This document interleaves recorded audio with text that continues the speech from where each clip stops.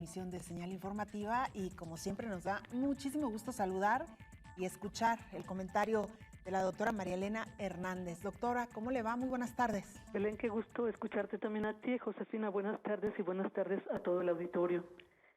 Pues este día quisiera plantear un tema que he titulado Enjambres justicieros en las redes sociales, para hablar de dos casos en Jalisco en que las redes sociales reaccionan con una furia que llama la atención porque parecería que se erigen en fiscales de la sociedad. Y no es novedad lo que voy a ilustrar, pero tampoco debería ser normalidad. Quiero plantear una reflexión sobre ese fenómeno de las reacciones de usuarios de la red social, particularmente Facebook, ante dos noticias que circularon la semana pasada. Una, la noticia sobre 6 personas con las manos amputadas a quienes se encontró en Tlaquepaque el pasado lunes 17 y junto con ellas a un hombre que fue asesinado a golpes. 2, la noticia sobre la localización de una bebé que fue sustraída de su casa en la madrugada del sábado 22 y que fue encontrada en un parque de la colonia Arboledas dentro de una caja de cartón alrededor de las 10:30 de la noche del mismo día. El caso de las 6 personas mutiladas y la asesinada circuló rápidamente en redes sociales el mismo 17 de octubre, mostrando imágenes innecesariamente explícitas. 2 bolsas de plástico llenas de las manos cercenadas y a los afectados con los muñones ensangrentados envueltos también en plástico. El 20 de octubre, diferentes medios reprodujeron un video que permite ver detalladamente cómo fueron encontradas en Tlaquepaque las 6 personas mutiladas. Todos los medios atribuyen al periodista Ciro Gómez Leiva la primicia, y lo digo con sorna, primicia, en la exhibición del video. Ciro Gómez Leiva lo hizo circular el 19 de octubre en su cuenta de Twitter. Por el contenido del video, puede deducirse o pensarse que la grabación fue hecha por elementos de la Policía Municipal de Tlaquepaque. Afirmo esto porque quien graba recorre la escena e interroga a las personas afectadas. ¿Cómo te llamas? ¿De dónde eres? ¿En dónde te levantaron?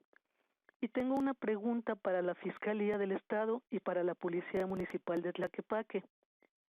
¿Por qué Ciro Gómez Leiva tuvo acceso a ese material? Incluso, ¿por qué cualquier periodista puede tener acceso a ese material? Muchos ciudadanos y analistas se han sorprendido tanto de la publicación de esas imágenes innecesariamente explícitas en redes y en algunos medios. Se han sorprendido tanto de eso como de los comentarios que generó la noticia. En la descripción de las notas, los medios explicaron que junto al cuerpo del hombre asesinado había una cartulina con un mensaje que acusaba a las víctimas de robo y asesinato. El mensaje estaba firmado por un grupo o algo así, autodenominado Élite Antirratas. Aún antes de la versión oficial, el fiscal general del Estado ha dicho que fue ajuste entre diversas células de un grupo delictivo.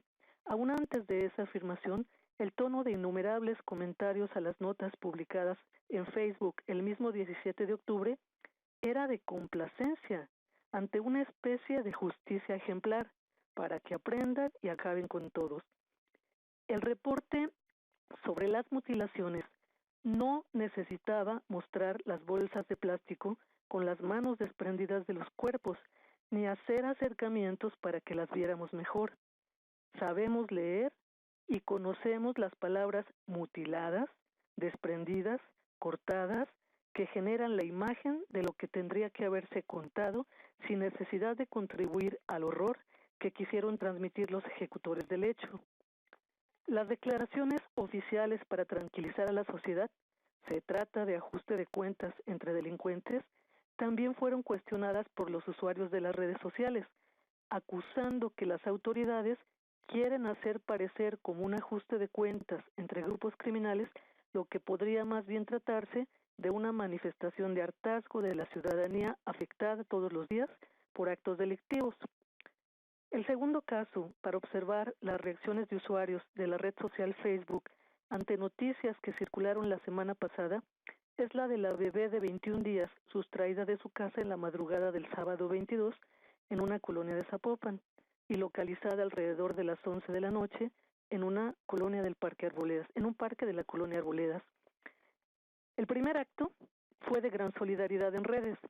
Ante el mensaje de alerta Amber, que fue compartido ampliamente, bueno, probablemente esto ayudó a que quienes finalmente dejaron a la bebé actuaran de esa manera, no lo sabemos. La noticia de la recuperación de la niña empezó a circular después de las 11:30 de la noche, cuando elementos de la Fiscalía del Estado se encontraban en el lugar y confirmaron la identidad de la pequeña.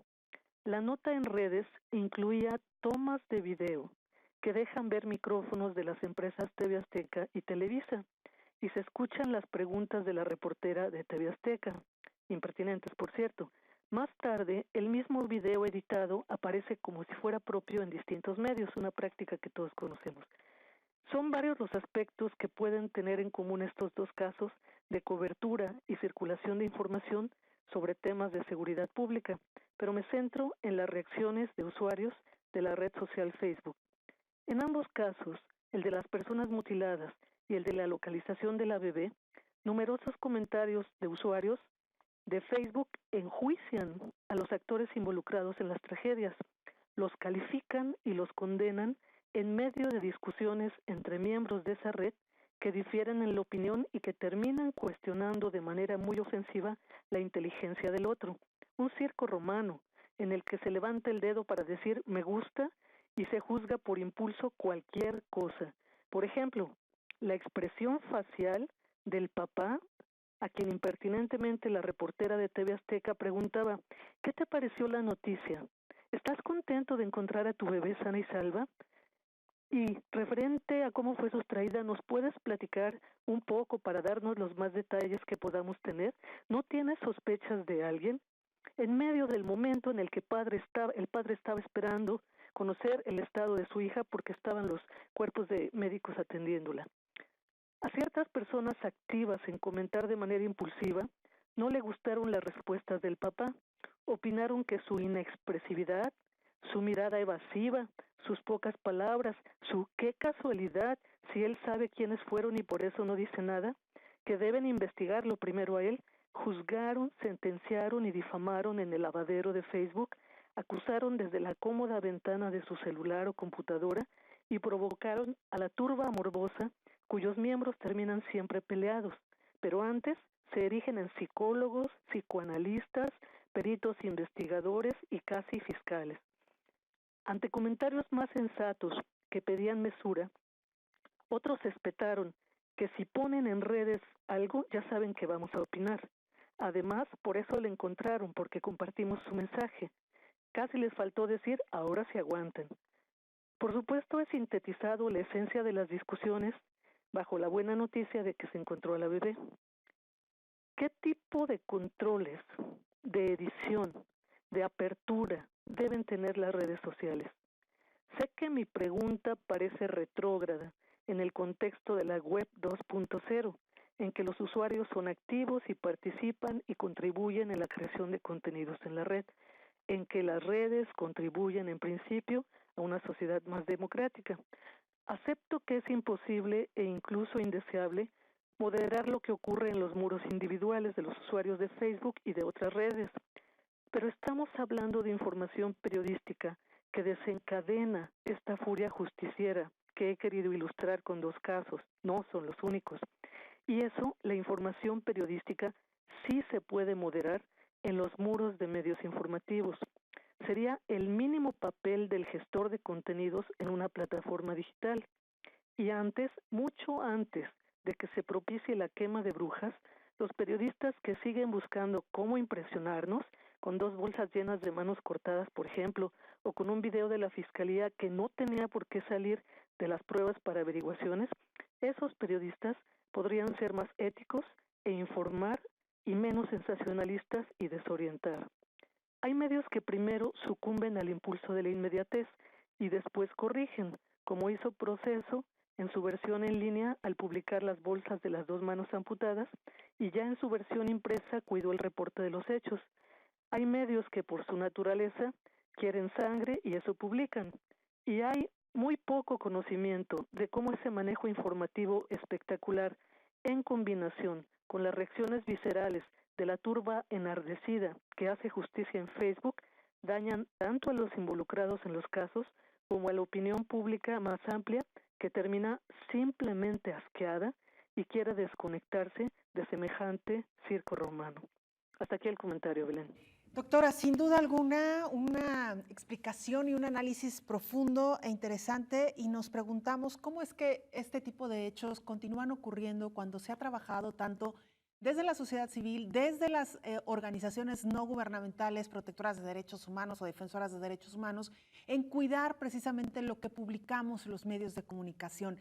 Sin duda alguna que hemos avanzado, en los medios cada vez tenemos mayor claridad de qué es conveniente o no mostrar en este tipo de acontecimientos, pero estos hechos, doctora, lamentablemente nos recuerdan que todavía nos falta muchísimo por hacer y trabajar.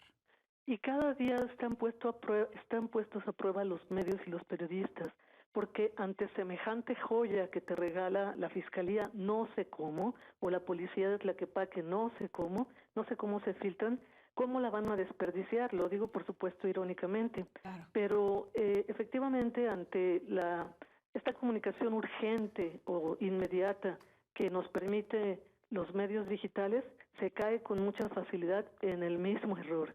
Hay que estar alertas, hay que seguir siendo críticos y autocorregirse, por supuesto. Por supuesto. Doctora, como siempre, un gusto escucharla. Muchas gracias por este comentario. Un abrazo, muchas gracias. Muy buenas tardes, la doctora María Elena Hernández, experta en temas de comunicación. Vamos a